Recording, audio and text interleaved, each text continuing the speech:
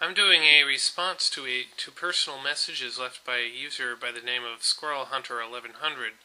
With a username like that, I would have expected comments bragging about hunting squirrels, but instead he's trying to refute evolution. Either way, I would have something to say. His first message said, "Humans never evolved from apes or anything. There's no proof."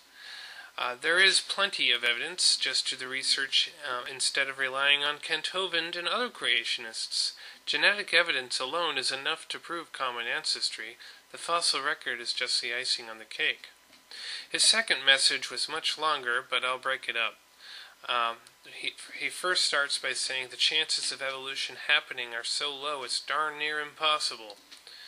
This statement is rather vague. Evolution doesn't just happen, it's a gradual process.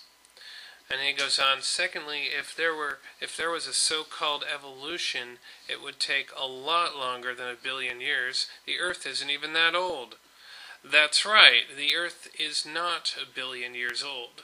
It is in fact 4.5 billion years old.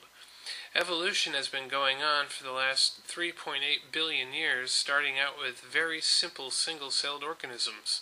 The chances that single-celled organisms will develop into multicellular organisms is very low, but not surprisingly, it took about 3 billion years for the first multicellular life forms to develop.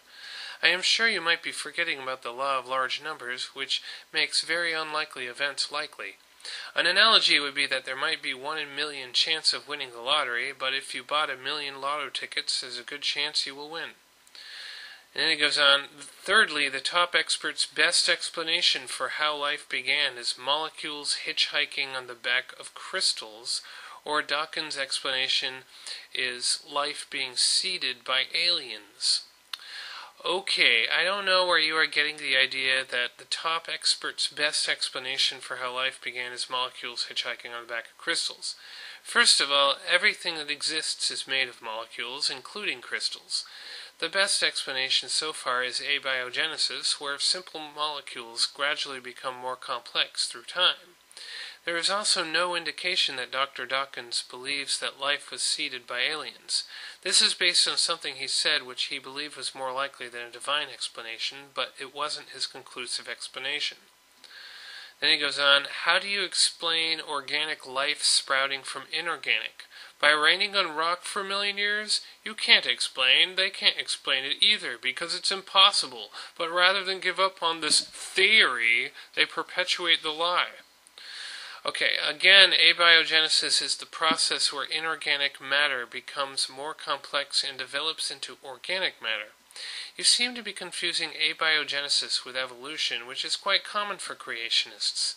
The statement raining on rock for 1 million years is a straw man. The scientists can explain abiogenesis, I'm sure, better than I can. You put the word theory in all caps, indicating that you are one of those who think it is just a theory. But in science, a theory is defined differently than it is in popular usage. A scientific theory is a coherent group of general propositions used as principles of explanation for a class of phenomena. If you reject evolution or abiogenesis just because they are called theories by science, you may as well reject the theory of gravity, atomic theory, germ theory, and even some mathematical theories.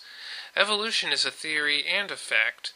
The data that scientists have collected over the decades shows mountains of evidence, making it completely absurd to call it a lie. Evidence does not lie.